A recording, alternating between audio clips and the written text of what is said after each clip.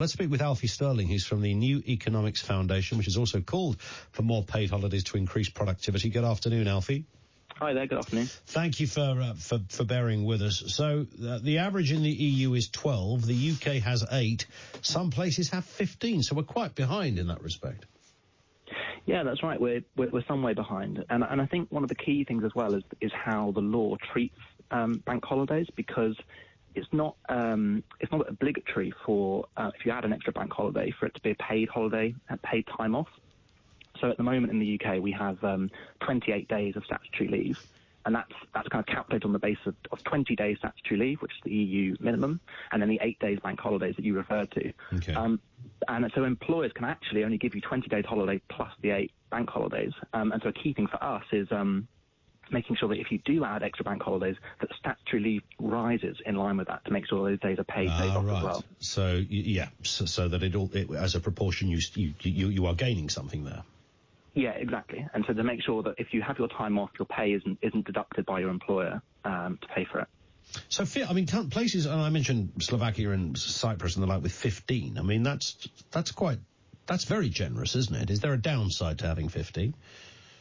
Well, I think the key thing for the effect on the economy is about the type of activities people do around it. So the work we've been doing, looking in the UK context, we've got a real problem with demand deficiency, and that's a kind of a jargony kind of phrase. What it means is, as an economy, as a society, we're not very confident. We're not spending a huge amount, and the reasons for that can be quite structural. We've got high levels of inequality, which means lots of money saved up at the top and not down at the bottom where it's spent.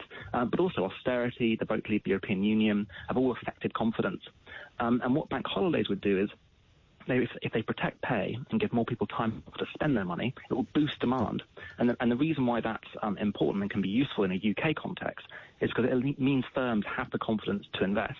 In terms of Slovenia and other countries, it all depends on the path to got there and the timing and what there was the structure of industry around it. But for the UK right now, increasing time paid off and giving people more freedom and resources to spend that would be positive for the economy.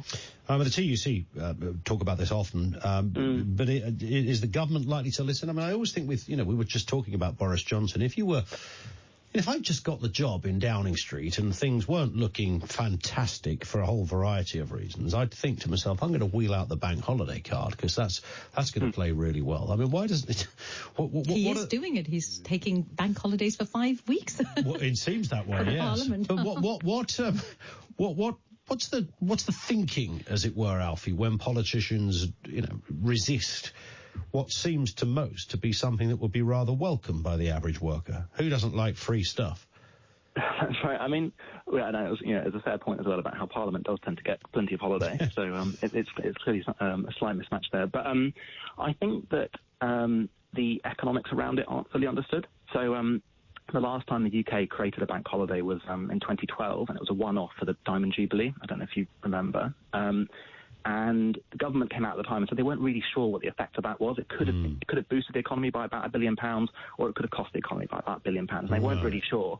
And that remains the case today. And that's largely because the analysis and the evidence around it hasn't been built up sufficiently until the last year or so, when more work has been done on it. And part of the confusion there is because we tend to hark back to the idea of the kind of 60s or 70s, where a large part of the British economy was factories and they would close down. Whereas today, actually, businesses don't tend to close down, or if they do, they make it up later, or they buy in extra stuff beforehand. And so actually over the year, the effect is much more minimal. And so, as you say, some industries would have, they'd have 2-3 weeks off in the summer, that kind of thing. So you'd have, all of that. Yes, I'm just wondering what about online? So, I mean, if there are not enough bank holidays, aren't people shopping more online, everything? So why do we need another holiday? As in, because we're able to buy online, why do we need more yes, time off? as in many people at work, not that I'm naming names, would be sitting at work shopping online instead of working. Yeah, Fair point. It's definitely, so obviously online retail's made a big difference to all our spending patterns, but it's still the case that if you hold everything else equal, the studies done in the last few years in Sweden and the US and the UK that have said let's hold everything else equal. So we've still got online sales, we've still got all the same behavioural patterns, but we give people an extra day off and we don't take away any pay to pay for it. Consumption tends to go up. So people tend to spend a bit more on leisure time on average. Of course, it can vary, but on average, they spend more during leisure time than they would if they'd just gone to the office.